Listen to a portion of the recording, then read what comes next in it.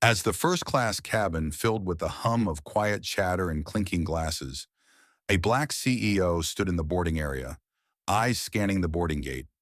His ticket was first class, but the flight attendant handed him a boarding pass for economy. "Sorry, sir, there's been a mistake," she said with a smile that didn't reach her eyes.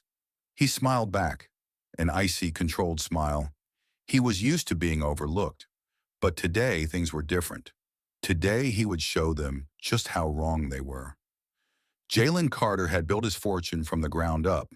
As the CEO of a multi-million-dollar tech company, he had grown accustomed to the perks of success.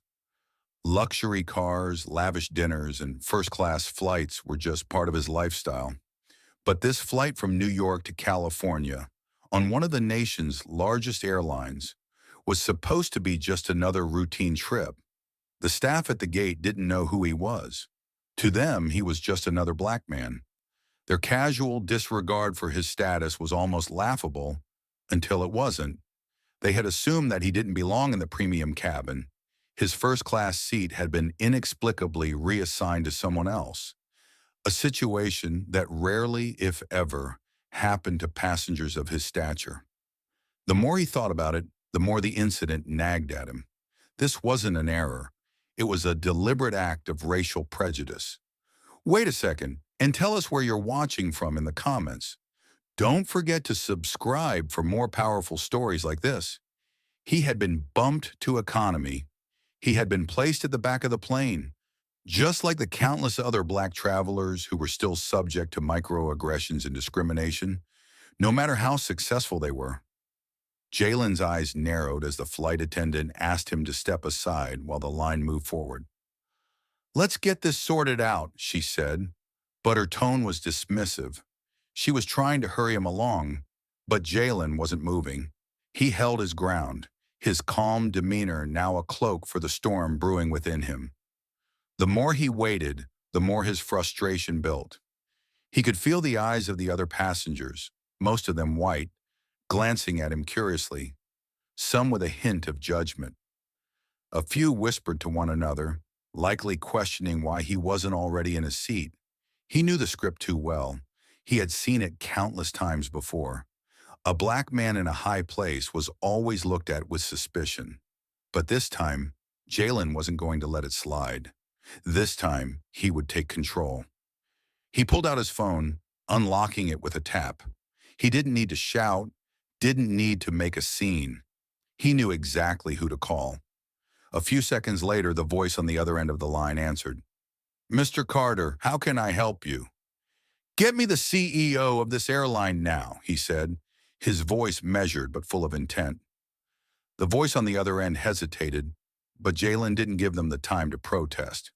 "I'm not asking. I'm telling you. Right now." Within minutes, Jalen was connected to the airline's CEO. The conversation was terse but powerful.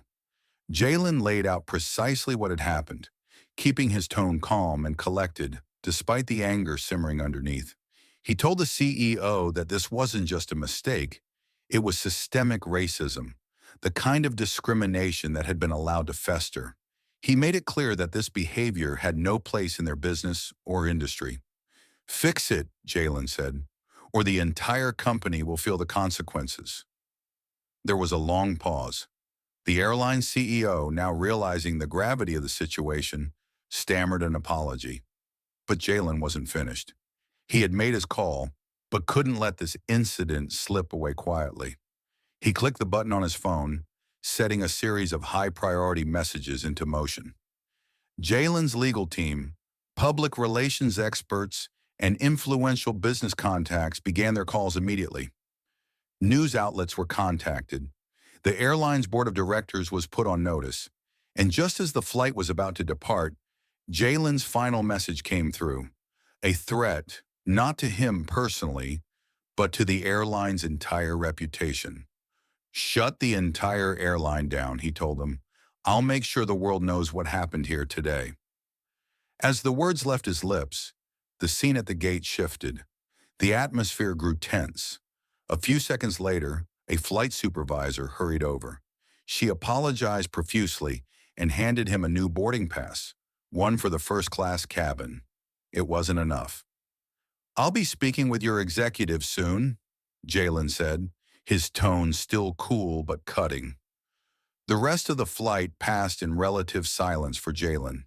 He settled into his first-class seat, his mind racing, but his face a picture of composure. Meanwhile, back on the ground, his calls had made waves. Within hours, news of the incident spread across social media, sparking outrage.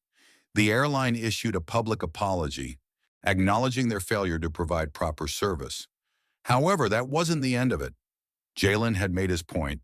The airline, facing public pressure, enacted immediate training programs for its staff, overhauled its customer service policies, and faced a sweeping internal review. And Jalen, he didn't just get the apology, he became a symbol of accountability for people of color in the business world. An example of someone who used his power not just for personal gain, but to challenge the status quo and fight systemic inequality. When he landed in California, it wasn't just another business trip. It was a statement. The world had heard his call, and things would never be the same. If you enjoyed the story and thought it provoking, don't forget to like, share, and subscribe for more powerful narratives. Let us know your thoughts in the comments. Take care.